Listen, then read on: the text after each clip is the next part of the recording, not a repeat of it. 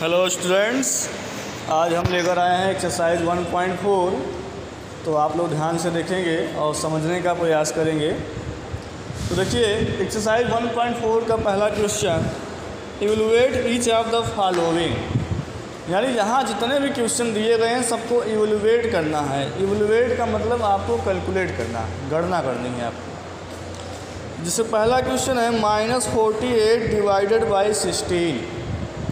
तो आपको 16 का टेबल पढ़ के 48 को डिवाइड करना है। और लेकिन माइनस प्लस का ध्यान देते हुए, अगर एक ही माइनस है तो आपके रिजल्ट में माइनस रहेगा, और अगर दो माइनस ऊपर नीचे या अगल बगल होंगे तो माइनस कट जाएगा। इसी तरीके से आगे का सवाल आप सॉल्व करते जाइए। डिवाइड करना है, अगर कहीं ब्रैकेट में आपका प्लस या माइनस का साइन आया है तो आप पहले उसे ऐड या सब्ट्रैक्ट जो हो सकता है नियमानुसार वो आप करेंगे, उसके बाद डिवाइड करेंगे। अब आप देखिए question number 2, fill in the blanks.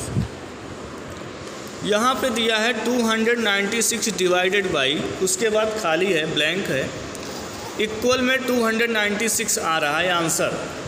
तो आपने किस नंबर से डिवाइड किया कि आंसर 296 ही आया?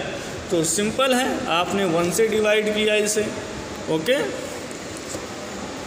सेकंड है -3785 डिवाइडेड बाई, ब्लैंक है, रिजल्ट में 1 आ रहा है। तो आपने किस नंबर से डिवाइड किया कि आंसर 1 आ रहा है? तो आपने इसी नंबर से डिवाइड किया, -3785 से ही। ओके। इसी तरीके से ध्यान देते हुए आप इसको करते जाएंगे, सॉल्व हो जाएगा। अब आ जाइए क्वेश्चन नंबर 3 में। यहाँ पे आपका है state whether each of the following statement is true और फॉल्स। जैसे दिया है number 1, 0 + 0 divided by -9 is equal to 0। क्या 0 जो आपका डिविडेंड है, अगर आप क्वाइटेंट में आपका -9 है, 9 से डिवाइड करेंगे 0 को तो 0 आता है? यस, 0 आएगा, ये ट्रू है।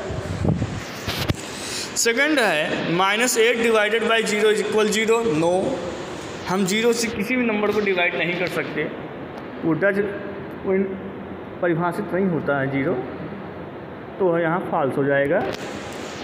इसी तरीके से -18 डिवाइडेड बाई -6 इक्वल -3। अगर -18 का डिवाइड -6 से करेंगे तो 3 तो आएगा, लेकिन -3 नहीं आएगा क्योंकि माइनस कट जाएगा, तो ये भी फॉल्स हो गया। इसी तरीके से आप आगे लगाते रहिए, आपका पूरा कंप्लीट हो जाएगा। अब आ जाइए क्वेश्चन नंबर 4 में। Verify that a divided by, bracket में b + c does not equal to a + b divided by a + c for each of the following values of a, b and c। तो यहाँ पे दिया है, आपको ये verify करना है। यहाँ पे जो a, b, c 3 डिजिट्स के ऑपरेशंस दिए गए हैं, जिस प्रकार ये लिखा हुआ है उस प्रकार आपको a, b, c की वैल्यू इसमें रखना है और चेक करना है कि दोनों साइड की वैल्यू सॉल्व करने पर इक्वल आता है कि नहीं। अगर इक्वल नहीं आता है तो वेरीफाई हो जाएगा। जैसे पहला हम रख के देख रहे हैं, a is equal 12, b is equal -4, c is equal 2। तो रखते हैं सबके स्थान पे, a, b, c के स्थान पे। तो जब आप रखेंगे 12 डिवाइडेड बाई -4 + 2, आप सॉल्व किए इसको, -4 + 2 को ऐड किए तो आया -2। अब 12 को -2 से डिवाइड किए तो आया -6, यानी लेफ़्ट साइड में आ गया -6। अब राइट साइड चेक करते हैं, a divided by b + a divided by c, यही है। तो a, b, c के स्थान पर नंबर रखते हैं जो वैल्यू दिया गया है। तो a की वैल्यू 12, b की वैल्यू -4। तो 12 डिवाइडेड बाई -4 तो कितना आ गया? -3। फिर आगे प्लस है, फिर a डिवाइडेड बाई c है, तो रखेंगे नंबर 12 डिवाइडेड बाई 2 तो कितना आ गया? 2 × 6 = 12, 6 आ गया। तो a डिवाइडेड बाई b में आया -3 और a डिवाइडेड बाई c में आया 6। तो -3 + 6 जब इसको ऐड करेंगे तो एक माइनस प्लस माइनस हो जाएगा, सब्ट्रैक्ट हो जाएगा, तो आएगा 3। जो बड़ा होता है उसके पहले का साइन लिखते हैं, 6 बड़ा है तो 6 पहले प्लस है तो प्लस लिखा जाएगा, यानी +3 आएगा। तो देखिए दोनों साइड की वैल्यू इक्वल नहीं आई तो आप कह सकते हैं वेरीफाई हो जाएगा। ओके, अब आप ध्यान देंगे क्वेश्चन नंबर 5 पे।